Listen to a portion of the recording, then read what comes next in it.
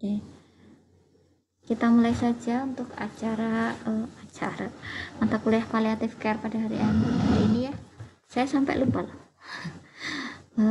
Waktu itu saya ingatkan supaya kalau ada waktu segera di ini saja, nggak usah nunggu Bu Suci gitu ya. Sesuai jadwal ya berarti ya. Oke, kelompok 7 dan 8 dengan saya akan mempresentasikan yang terkait dengan materi di palliative care. Kalau boleh tahu, tolong Ibu diingatkan lagi tentang apa ini? Kelompok 7? Kelompok itu tentang EBN penanganan mual muntah, Bu. Oke. Kelompok 8? Evidence based practice ya? Iya, Bu. Tentang apa Mas Aziz? Penanganan masalah luka. Oke. Ya, untuk mempersingkat waktu kan banyak sekali mungkin jurnal yang ditemukan terkait dengan, harusnya ini terkait dengan palliative care berarti penyakit-penyakit kronis ya. Kalau perawatan luka misalnya pada DM gitu-gitu ya. Pada gangren gitu-gitu. Kalau yang tadi mual muntah berarti penyakitnya pada apa Mbak? CA? Pada CA. Pada Tapi itu sudah apa? dulu ya. Terapi pada CA ya. Bukan CA-nya tapi kemoterapinya pada CA. Oke, untuk mempersingkat waktu, silahkan kemarin proses penelusuran jurnalnya sambil diceritakan Anda memperoleh jurnalnya dari mana, misalnya dari telusur EBSCO atau PubMed atau Google Scholar saja misalnya, seperti itu diceritakan, ketemu berapa jurnal, terus alasan kenapa mengambil itu juga perlu diceritakan ya. Kita mulai dari kelompok 7 terlebih dahulu, silahkan perwakilannya. Saya sambil ngecas dulu.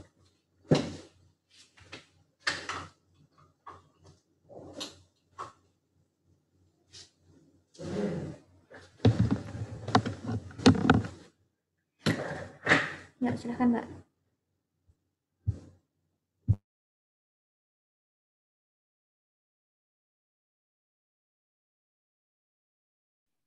Assalamualaikum warahmatullahi wabarakatuh. Saya perwakilan dari kelompok 7 akan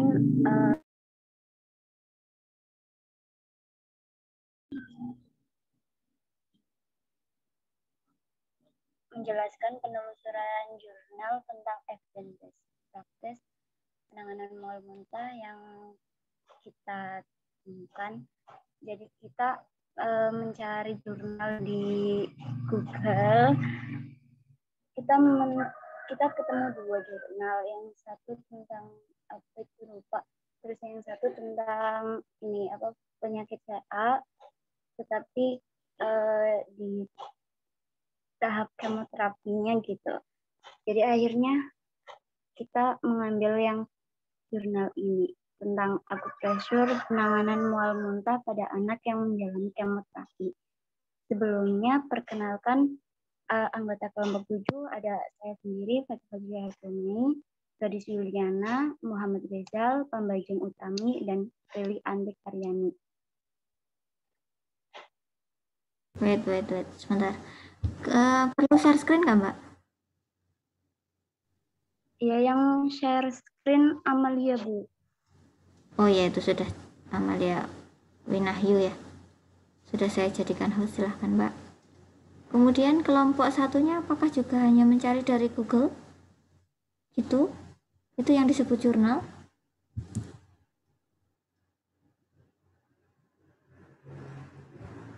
Kelompoknya Mas Ais juga dari Google atau Google Scholar? Dari Google, Bu, soalnya kalau Google Scholar masih bingung. Kamu udah semester berapa loh Mbak? Semester berapa sih? 6 ya? Semester 4 nih? 8? 6? 4? Oh, Bu. ya, oke. Nanti saya ajari yang benar ya, jangan jadi Google. Pilihan satunya apa Mbak? Selain akupresur satunya apa? Yang satunya apa sih ya?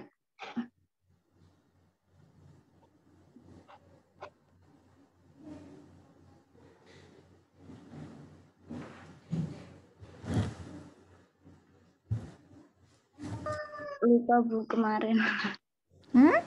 Lah kamu gimana? Kenapa memilih ini kalau yang satunya nggak tahu? Pasti kan ini lebih baik dari yang satunya kan? Kenapa memilih ini? Makanya Kalau menurut saya sih yang satunya kurang lengkap ya Bu. apanya yang kurang lengkap? Data yang ada di dalam jurnalnya. Kamu pilih free full text nggak? Ya sudah, ini dikemukakan dulu. Termasuk ini penelitian siapa, tahun berapa ya? Tolong dijelaskan. Kalau bisa ditampilkan jurnal naskah aslinya.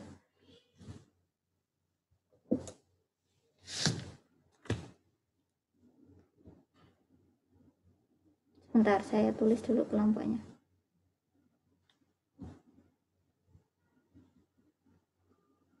Rati,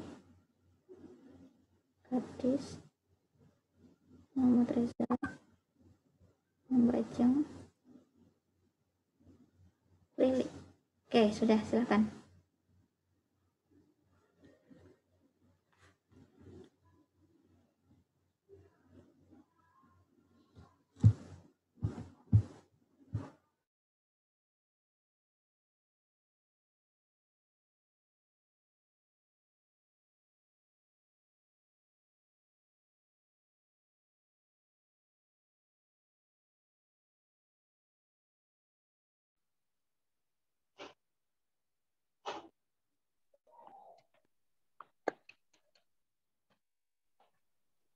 Pertama, pengertian EBN sendiri ada pengertian beberapa ahli. Yang pertama, EBN itu penggabungan bukti yang diperoleh dari hasil penelitian dan praktek klinis ditambah dengan pilihan dari pasien ke dalam keputusan klinis.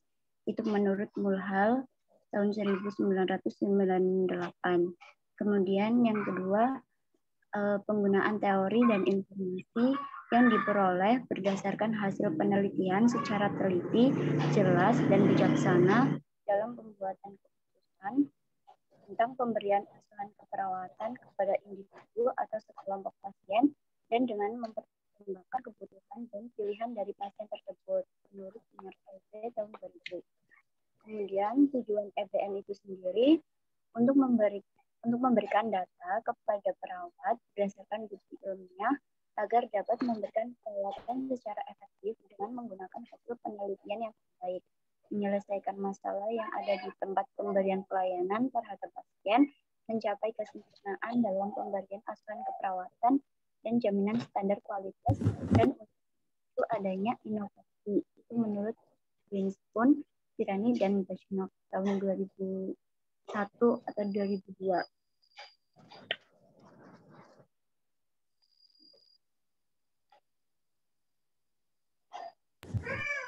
Kemudian ada persyaratan dalam penerapan EBN, itu perawat harus memahami konsep penelitian dan tahu bagaimana secara akurat mengevaluasi hasil penelitian. Konsep penelitian meliputi antara lain proses atau langkah-langkah dalam penelitian kuantitatif dan penelitian kualitatif, etika penelitian, desain penelitian, dan sebagainya. Keakuratan dalam mengevaluasi hasil penelitian antara lain dapat ditingkatkan dengan menggunakan panduan yang sesuai dengan desain dan jenis penelitian yang dilakukan.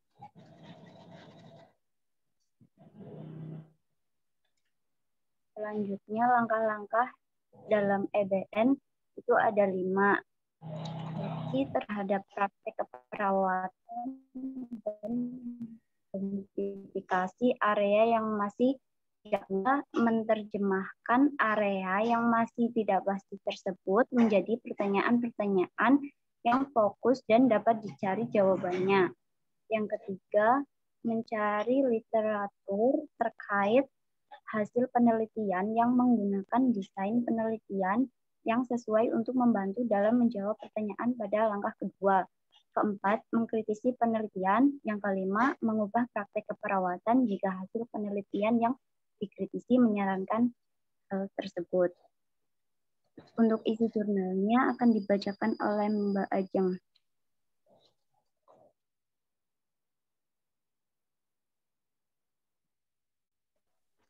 Aku pressure mengurangi mual dan muntah pada anak yang menjalani kemoterapi. Dari IGF Dewi Purnawati, Akademi Keperawatan Pasar Rebo, Jalan Tanah Merdeka nomor 16/18 Jakarta Timur.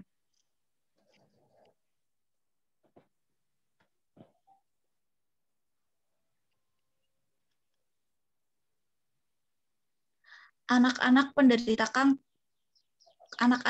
kanker yang sedang menjalani kemoterapi sering mengalami berbagai efek samping obat kemoterapi seperti depresi sumsum tulang, diare, kehilangan rambut, masalah-masalah kulit, mual muntah, mukositis, kesulitan mengunyah menelan, berbicara, perdarahan, mulut kering, dan hilangnya sensasi rasa.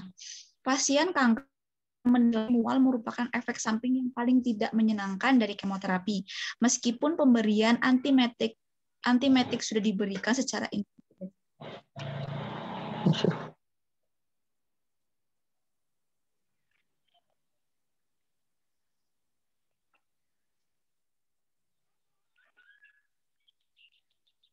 Pemberian antimetik sebagai profilaksis sebelum kemoterapi mampu mencegah timbulnya mual dan muntah.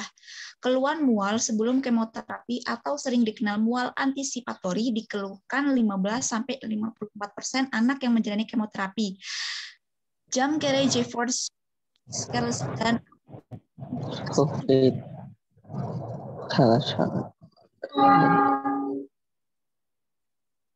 yang menggunakan metode CRT tentang pengelolaan mual muntah dapat dilakukan dengan intervensi non-farmakologi antara lain kognitif distraksi, latihan hipnosis, dan relaksasi. Akupresur telah lama digunakan oleh bangsa Cina sebagai pengobatan tradisional mereka, sebagai tindakan mengurangi mual dan muntah.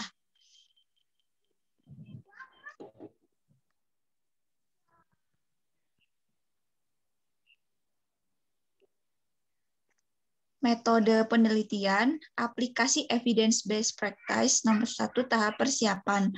A. Menyusun pertanyaan klinik berdasarkan model PICO, P population, E intervention, C comparison, dan O outcome. B. Penelusuran jurnal terkait tentang tindakan akupresur untuk mengurangi mual muntah pada pasien yang menjalani kemoterapi. Hasil penelusuran jurnal didapatkan hasil systematic review dengan judul The Efficacy of Acupressure for Symptom Management. A. Systematic review. Dalam jurnal ini dinyatakan dari 43 artikel yang direview, 16 sampai dengan 23 artikel menyatakan akupresur efektif untuk mengurangi mual dan muntah pada pasien yang menjalani kemoterapi.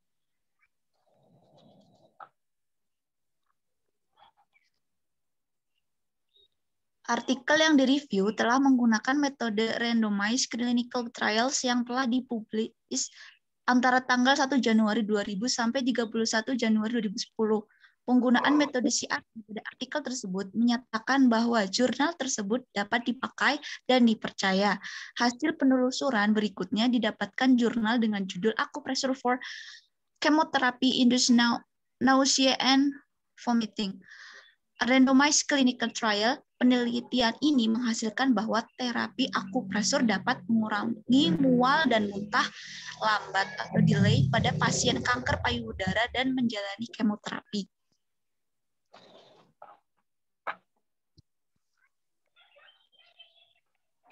C. Populasi dalam aplikasi EBN ini adalah anak-anak yang mengalami mual dan muntah yang sedang menjalani kemoterapi. D. Menyusun kerangka acuan aplikasi EBN, konsultasi dengan supervisor pembimbing klinik, koordinasi dengan supervisor dan kepala ruang non-infeksi.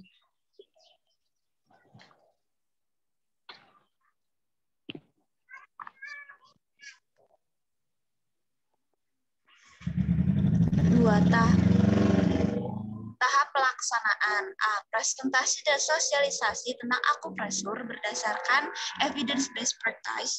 B. Melakukan role-play pada perawat tentang prosedur akupresur pada titik yang berfungsi mengurangi rasa mual dan muntah. C. Akupresur dilakukan setelah 24 jam pertama sampai dengan hari kelima setelah mendapatkan kemoterapi. D. Melakukan akupresur dengan urutan 1. Memilih anak-anak usia 3-18 tahun yang mengalami mual dan muntah dan sedang menjalani kemoterapi pada siklus sebelum dilakukan akupresur.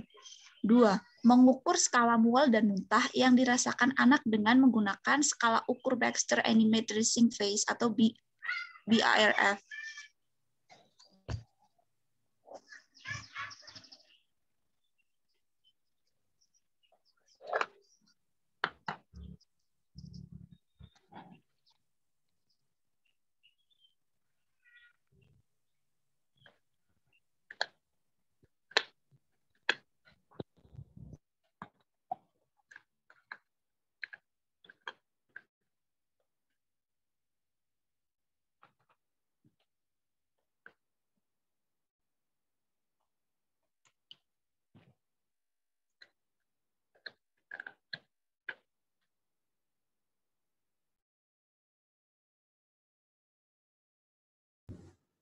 Udah selesai? Itu aja? Sudah, Bu.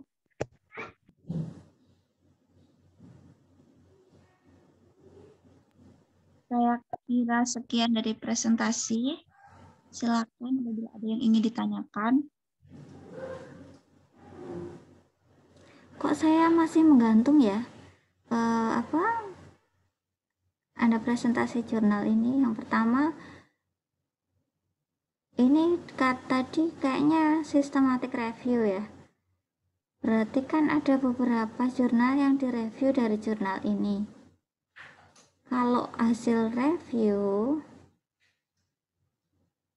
itu harusnya di pembahasan itu mencantumkan beberapa jurnalnya. Systematic review atau literatur review? Coba asli jurnalnya mana? Kemudian pasti dia menceritakan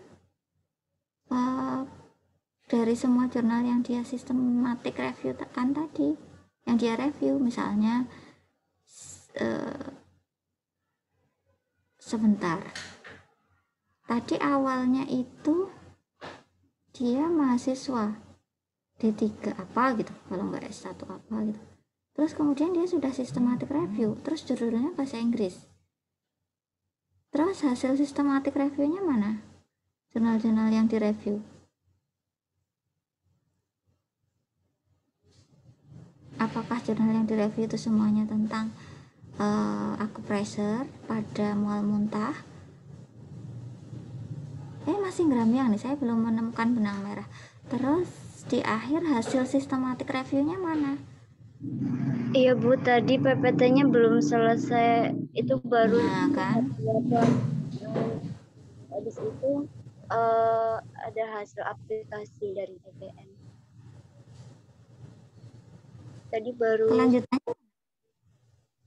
Tadi baru sampai tahap pelaksanaan yang melakukan akupresur dengan urutan gitu.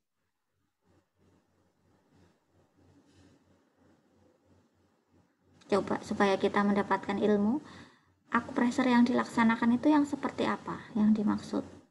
Kan akupresur itu banyak tempat yang di pressure ya, yang ditekan kayak massage gitu kan, yang ditekan.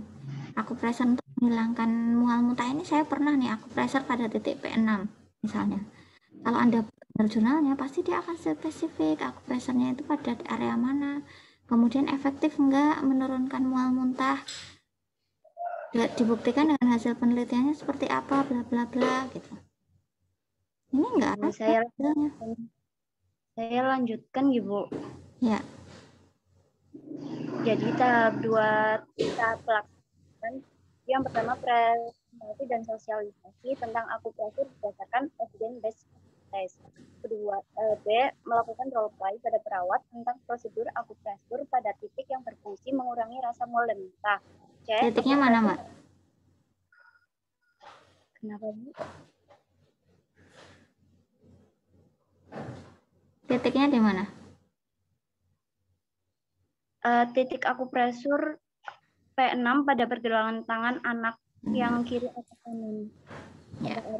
Yang tidak bengkak atau tidak mengalami luka bakar. Kamu tahu nggak TP6 itu di mana, Mbak?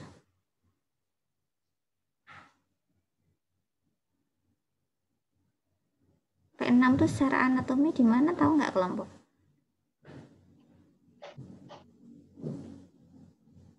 Ya udah, nanti dari pertanyaan PR-mu. Harusnya ketika evidence base, ini kan harapannya tadi kan di tujuan memberikan masukan kepada perawat, kepada peneliti yang lainnya atau pembaca tentang metode baru dalam penanganan mual muntah pada kemoterapi belak. Berarti kan ketika kita memberikan informasi harus detail ya, ya nggak? Titiknya yang di akupresur di sebelah mana, P6 itu ada di mana, caranya seperti apa, berapa lama, itu kan harus ada ya. Nah, nanti silahkan dipikirkan itu atau dicari di jurnalnya. Atau yang dari review tadi beberapa jurnal dikatakan titiknya apa saja, berhasil atau tidak menurunkan mual muntah, kalau berhasil berapa lama, dilakukan berapa kali sehari, buktinya apa.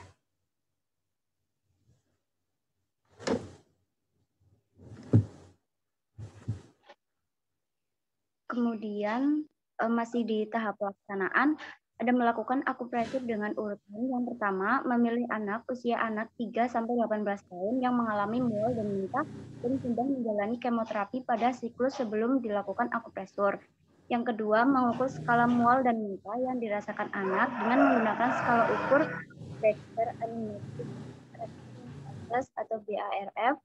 Yang ketiga, bertemu dengan anak yang pada siklus sebelumnya sudah digaji skala mualnya dan datang kembali pada siklus kemoterapi berikutnya untuk dilakukan akupresur. Yang keempat, menentukan titik akupresur pada pergelangan tangan anak yang kiri atau kanan pada area kulit yang tidak bentak. Kemudian yang kelima, lakukan tekanan pada pergelangan tangan atau titik P6 dengan menggunakan ibu jari atau jari telunjuk sambil diputar searah jarum jam selama 3 menit 3 kali setiap hari selama 5 hari. Yang keenam, mencatat skala mual dan muntah anak sebelum diakupresur pada siklus sebelumnya dan mencatat kembali skala mual dan muntah pada hari kedua setelah dilakukan akupresur. Kemudian tahap yang melibatkan keluarga untuk dapat melakukan akupresur pada anak yang sedang mengalami mual dan muntah di mana sebelumnya orang tua dianjurkan untuk melakukan akupresur pada titik meridian P6. Kemudian hasil aplikasi EBN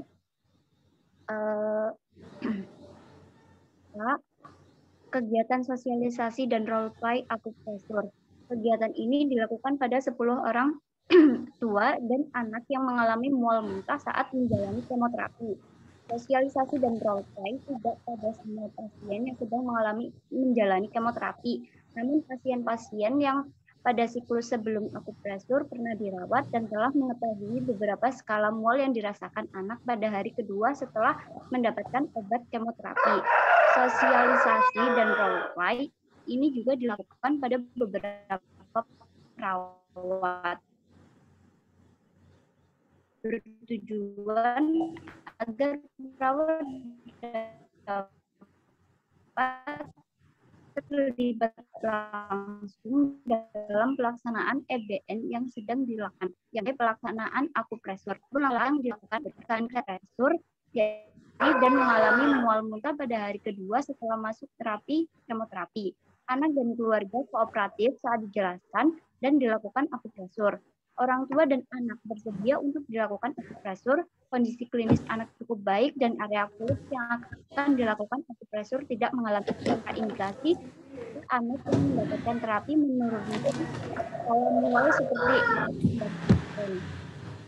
kedua, menjelaskan tujuan dan akupresur serta cara melakukan akupresur pada titik perikardium 6 atau P6 tadi. Yang ketiga, menyarankan ibu untuk melakukan kembali apa yang telah diajarkan. Catat identitas pasien seperti nama, usia, dan diagnosa medis anak. Yang kelima, mencatat siklus kemoterapi yang dijalani anak. 6. Mencatat obat kemoterapi yang didapat anak pada hari dan seterusnya. 7. Mencatat tanggal hari pertama anak mendapatkan kemoterapi saat ini. 8. Mengukur skala mual muntah anak pada hari kedua dengan skala BARF. Kesembilan, melakukan akupresur pada titik P6 selama 3 menit setiap 8 jam dengan menggunakan jari diputar secara jarum jam pada hari kedua sampai hari kelima. 10. Menganjurkan orang tua untuk mencatat akupresur yang dilakukan pada lembar yang telah disiapkan. 11. Mengukur skala mual muntah pada hari ketiga sesudah melakukan akupresur berturut-turut sampai hari kelima. Hasil pelaksanaan, hasil yang didapat dari beberapa anak setelah melakukan akupresur. Yang pertama, anak tahun dengan CA Faring menjalani kemoterapi siklus kedua pada tanggal 17 Maret 2014. Obat kemoterapi yang didapatkan anak adalah cisplatin. Pada hari kedua, skala mol 8, hari ketiga 8, dan hari ke-5. Pada tanggal 24 Maret 2014, anak M menjalani kemoterapi dengan pengobatan pertama. Pada hari kedua dengan menggunakan skala mual. Setelah akupresur pertama kali, hasil yang didapatkan skala mual muntah pada hari kedua adalah 8, hari ke-8, hari ke-10, dan hari ke-6. Yang kedua, anak A usia 16 tahun dengan SPSN menjalani kemoterapi pada tanggal 19 Maret 2014. Obat kemoterapi yang didapatkan anak adalah cisplatin, ifosfamid, dan adriamycin. Pada hari kedua, skala mol yang dirasakan 4, hari ketiga 4, hari ke-4, 4, dan hari kelima 2. Pada tanggal 25 Maret 2014, anak A datang kembali untuk menjalani kemoterapi siklus kelima dengan pengobatan yang sama. Pada hari dengan BAKF, skala mual yang dirasakan anak setelah akupresur pertama kali yang didapatkan skala mual muntah pada hari kedua adalah 2, hari ketiga 0, dan hari kelima 0. Menurut Rian tahun 2010, saat ini standar perawatan untuk mengatasi mual akibat terapi kemoterapi adalah antimetik. Pertama, serotoninin merupakan reseptor antagonis yang diberikan. Namun, penelitian telah menunjukkan bahwa antiemetik secara klinis efektif terhadap mual, tapi tidak pada antimetik secara klinis efektif terhadap muntah, tapi tidak pada mual. Pemberian antimetik sebagai profilaksis sebelum kemoterapi mampu mencegah timbulnya mual dan muntah. Faktor-faktor yang mempengaruhi mual dan muntah antara lain jenis terapi kemo yang didapatkan, kondisi klinis mual muntah yang dialami klien, neurofisiologi kemoterapi yang menginduksi mual dan muntah. Sistem syaraf pusat juga memainkan peranan penting dalam menghasilkan sinyal eferen yang dikirimkan ke sejumlah organ dan jaringan yang akhirnya menghasilkan muntah. Kesimpulannya, akupresur merupakan salah satu terapi komplementer yang dapat dikembangkan oleh profesi keperawatan sebagai salah satu tindakan mandiri perawat. Akupresur tidak menimbulkan perlukaan pada anak, bahkan memberikan rasa nyaman saat mual dan muntah yang dirasakan anak menurun, sehingga asupan nutrisi yang selama ini berkurang karena anak merasa mual, dengan menurunnya rasa mual diharapkan asupan nutrisi atau masalah nutrisi dapat teratasi. Pelaksanaan aplikasi 30 Buletin Kesehatan Vol 2 nomor 1 Januari sampai Juli 2018. Akupresur ini menghasilkan gambaran mual yang terjadi pada anak yang menjalani kemoterapi dengan menggunakan skala mual BARF dari mual ringan sampai dengan mual berat, tercatat dari 10 orang anak yang menjadi partisipan dalam pelaksanaan aplikasi EBN ini, 9 orang anak atau 90% mengalami mual dari skala ringan sampai dengan berat. Hasil pelaksanaan aplikasi EBN ini juga menghasilkan efektivitas tindakan akupresur dalam mengurangi mual muntah pada anak yang menjalani kemoterapi. Tercatat dari 5 orang anak yang dilakukan akupresur, 3 orang anak atau 60% mengatakan mual berkurang. Terima kasih. Sudah, Bu. Oke. Secara ini sudah terjawab pertanyaan saya. Yang belum terjawab titik P6 itu di mana, Mbak? Kalau saya misalnya belum tahu, belum pernah melakukan penelitian ini, saya orang awam, CI gitu misalnya di ruangan, saya pengen tahu ini cara pengaplikasiannya seperti apa. Tolong dong contohkan cara memijat akupresur P6 itu di mana? Coba. Titik meridian itu di mana?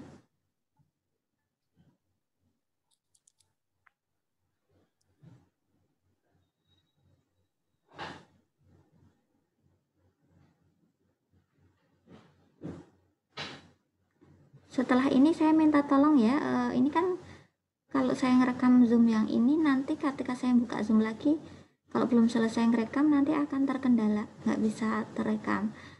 Setelah ini saya minta Mas Rizal pakai itu kan, pakai laptop ya? Pakai laptop nggak Mas Rizal? Enggak Bu, saya pakai HP. Yang pakai laptop siapa?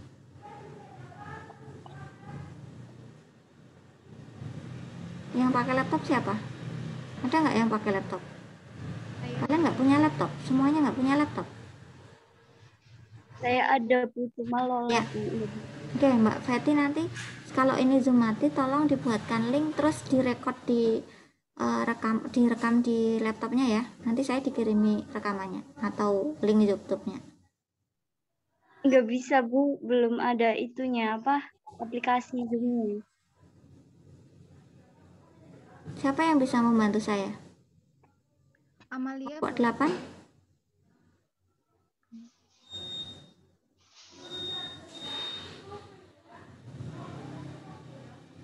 Nggak punya laptop semuanya?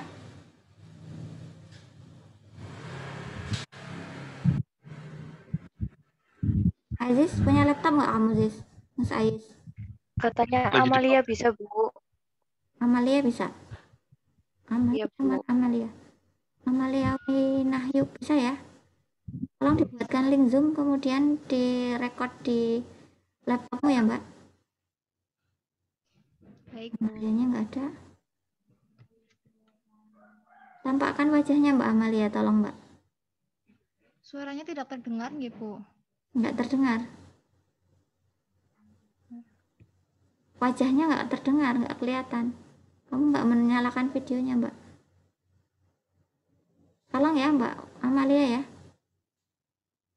Ya. Bisa nggak itu? Nanti saya sudah iya ternyata nggak bisa.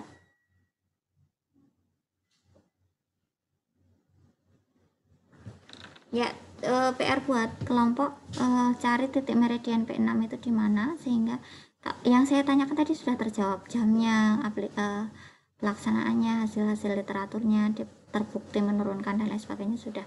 Cuma titik meridian itu ada di mana belum ya?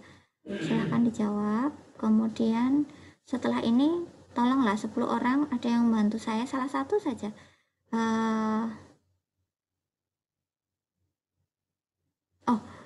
Klik ini aja lah, klik ini, tapi nanti direkod di laptopnya, bisa kok kayak gitu ya. Dicoba, kalau nggak bisa nanti harus buat link baru, karena kalau saya ngerekod nggak jadi yang ini kalau belum selesai ngerekam ya. Tumpuk-tumpukan, bisa difahami? Bisa Bu. Ya, oke, terima kasih. Siapa tadi yang bersedia merekamkan untuk kelompok 8? Amalia, Bu. Oke, ya. Oke, terima kasih. Ini waktunya tinggal 3 menit 48. Nanti kalau waktunya selesai, berarti klik lagi yang link selanjutnya. Mbak Amalia akan merekod di laptopnya ya. Ada pertanyaan dari kelompok yang lain? Oh iya, sambil sedikit. Kalau beneran tadi kok ada yang janggal ya, judulnya bahasa Inggris, pengarangnya mahasiswa. Ya kalau itu sudah diinternasionalkan nggak apa-apa. Yang benar itu kalau mencari jurnal jangan dari Google. Kalau belum tentu itu hanya naskah publikasi yang di-upgrade, yang di-upload ya. Kalau dari jurnal ya kalian masuk misalnya pada NCBI, PubMed, EBSCO, ProQuest, apa gitu. Jadi jurnal-jurnal luar negeri pun nggak masalah, bahasa Inggris nggak masalah, literatur review nggak masalah. Ini kan tadi benar mahasiswanya itu tadi systematic review, kok keren. Mahasiswa mana itu? Jurnalnya siapa tadi? Kayaknya Indonesia deh, tadi saya baca dari Stikes mana atau apa gitu. Saya pikir oh ini mahasiswa yang melakukan penelitian, tapi keren loh, systematic review loh. Nah, bisa jadi dia baru diupload, belum masuk ke jurnalnya. Jadi kalau yang betul adalah kalian masuk dulu ke jurnalnya. Jurnal itu adalah kayak misalnya di sini Viva Medica, tapi kan ini baru nasional, belum terakreditasi ya, misalnya atau terakreditasi. Nah, kalau jurnal yang bagus tuh ya jurnal yang misalnya internasional, atau kalau Indonesia misalnya jurnal nursing, atau yang paling dekat nih ke sini Unsud, JKS, jurnal keperawatan Sudirman. Itu kan ada yang internasional, versi internasional, nasional akreditasi ada. Kalau Viva Medica kan nasional belum akreditasi. Masuk ke disitunya, terus cari. Kalau mau ke PubMed, NCBM, makanya terfiltrasi. Apa itu? 5 tahun terakhir, free full text. Kemudian apa? Iya kayak gitu-gitulah. Abstraknya ada abstrak, free full text, 5 tahun terakhir lah gitulah. Itu nanti akan tersortir sendiri. Nah, kalian pilih. Kenapa saya memilih ini dari 90 setelah saya filtrasi menggunakan 5 tahun terakhir tinggal 30. Setelah saya filtrasi menggunakan free full text tinggal 20. Nah, dari 20 itu kenapa saya memutuskan yang ini dibandingkan jurnal-jurnal yang lain? Oh, karena ini paling up to date, paling gampang diaplikasikan, paling lengkap. Apa alasannya kayak gitu? Paling mendekati ranah kita dan lain sebagainya misalnya. Itu ya. Waktunya udah mau habis. Jadi ini masih belum memenuhi kaidah pencarian. Lah gunane Piko ki nggo kuwi, Mbak. Piko muwe itu tak nggo nyari ning pencarian jurnal. Ora nggo wangun-wangun, ya. Itu kan kata kuncinya dari Piko itu. P-nya apa? Population-nya apa? Intervention-nya apa? Compare with apa? Outcome-nya apa? Nah, dari itu kamu masukkan di keyword-nya untuk masuk ke jurnalnya. Itu maksudnya Piko. Ya. Jadi memudahkan kalian untuk masuk ke jurnal in English maupun in Indonesia. Kata kuncinya mual muntah. Populasinya pasien kemoterapi. Intervention-nya acupressure. Nanti akan muncul kamu kasih and with and or kayak gitu-gitu.